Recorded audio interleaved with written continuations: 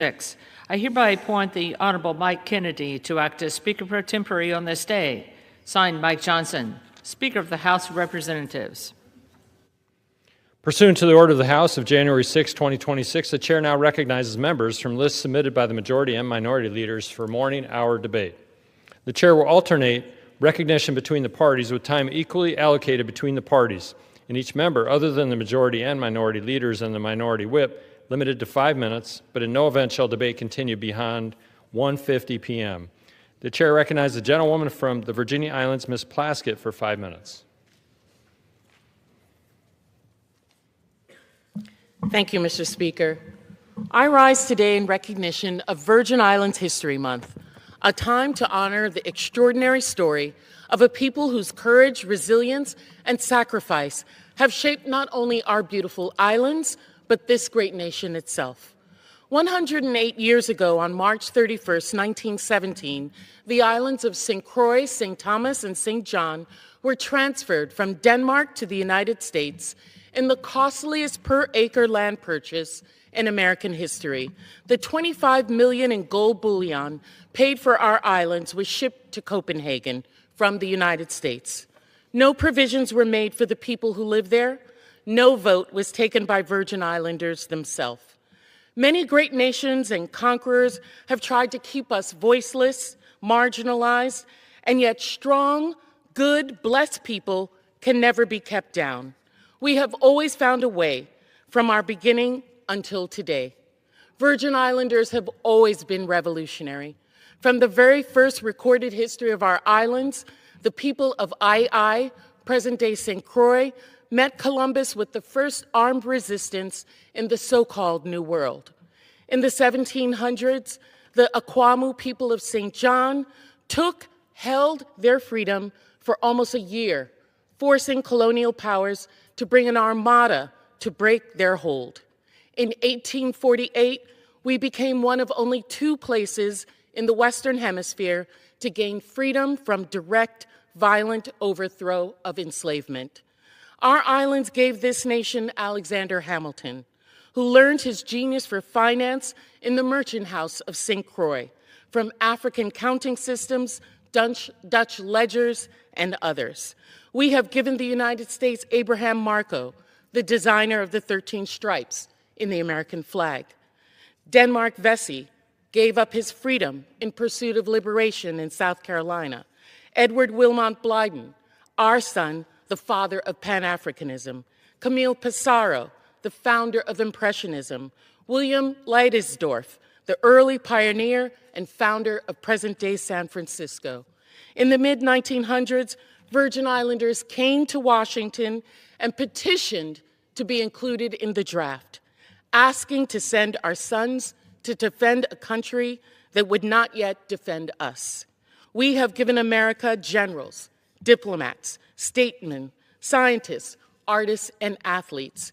We have sacrificed in military service at 3 times the national average. Fighting for a commander-in-chief we do not elect. I am a limited voting delegate. I serve on committees. I fight for my constituents. I show up every single day. But when the final vote is called on legislation that will directly affect my people, the people of the Virgin Islands, I cannot cast a vote. We are full Americans in responsibility, partial Americans in right. That must change. Our territory has faced enormous challenges. Hurricanes Irma and Maria devastated our infrastructure, tested the will of our people. We still rebuild. We are fighting for SSI expansion so that elderly and disabled Virgin Islanders receive the same federal safety net their fellow Americans on the mainland receive. We are fighting for inclusion of territories in federal programs that every other American takes for granted. We are fighting, as we have always fought, for the full promise of an American dream to extend to our shores. And we have tools now that our ancestors did not. Federal investment in our ports, our energy grid, our schools, community project funding, a growing network of advocates. But tools are only as powerful as the hands that wield them. So we observe Virgin Islands History Month. I want to speak directly to every Virgin Islanders. We are the descendants of people who refuse to accept their circumstances as permanent. We are the heirs of a revolutionary tradition that predates this republic, and we have the power to reimagine and rebuild a Virgin Islands that our ancestors would recognize as worthy of everything they endured. That means engaging fully in our democracy at every level. It means electing leaders who will fight for territorial equity. It means our young people pursuing education and eventually returning home to lead. It means our businesses innovating, our farmers growing, artists creating, community organizations building, and it means a local government managing systems that work for all and not just benefit a few. It means demanding loudly, persistently, with history behind us, and without cowering for fear, that this nation treat the people of the territories as full and equal American citizens we are. Let us celebrate in our actions Virgin Islands History Month. Thank you, Mr. Speaker. The chair will receive a message. Speaker, messages from the Senate. Mr. Speaker, Madam Secretary. I have been directed by the Senate to inform the House that the Senate has passed S-2245, an act to amend the Digital Coast Act to improve the acquisition, integration, and accessibility of data of the Digital Coast program and to extend the program, in which the concurrence of the House is requested. Chair now recognizes the gentleman from Pennsylvania, Dr. Joyce, for 5 minutes.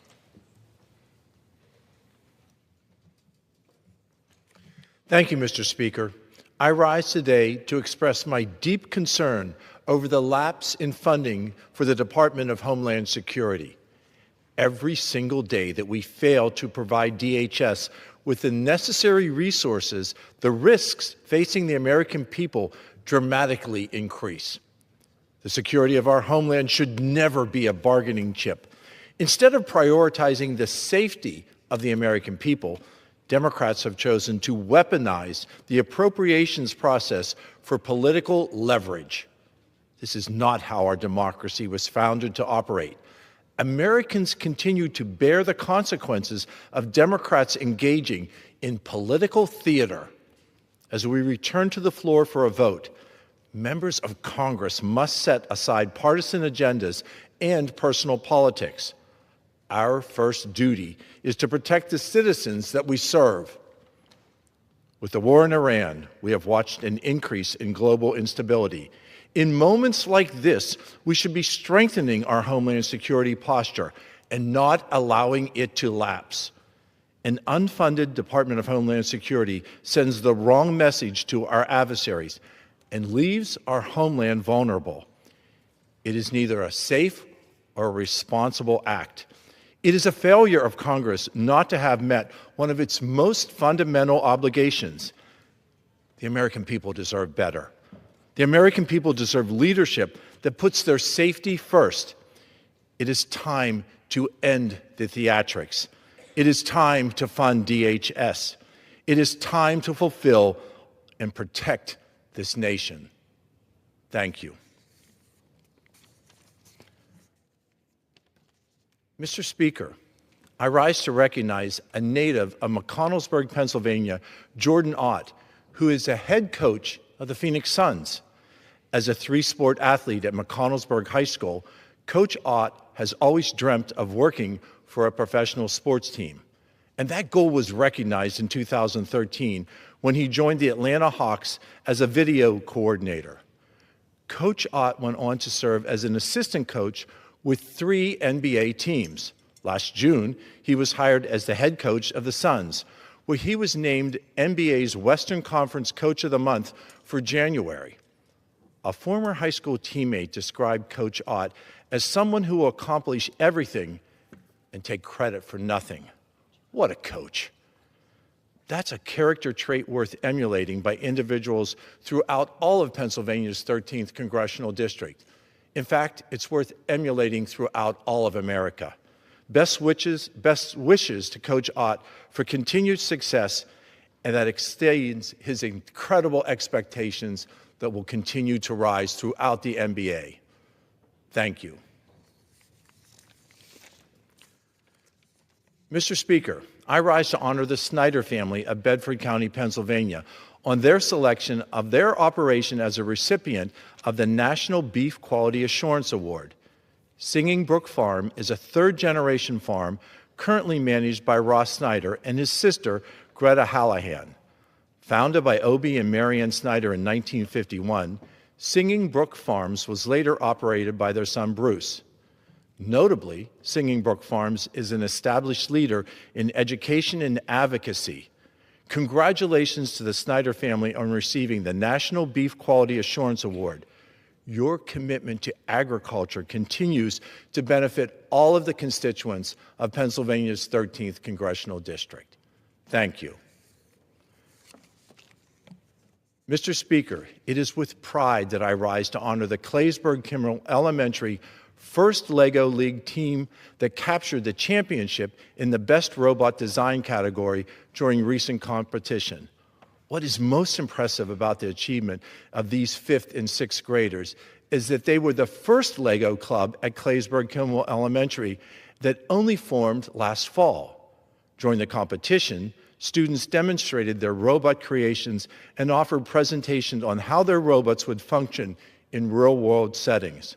Congratulations to this team from Claysburg-Kimmel, their teachers and coaches, Susan Wicker and Brandon Ickes, as well as elementary school principal Kevin Edmondson and Superintendent Darren McLaurin on this incredible achievement. Best wishes for continued success. Thank you, Mr. Speaker, and I yield back. The chair recognizes the member from Delaware, Representative McBride, for 5 minutes. Mr. Speaker, I rise today at an inflection point for our nation.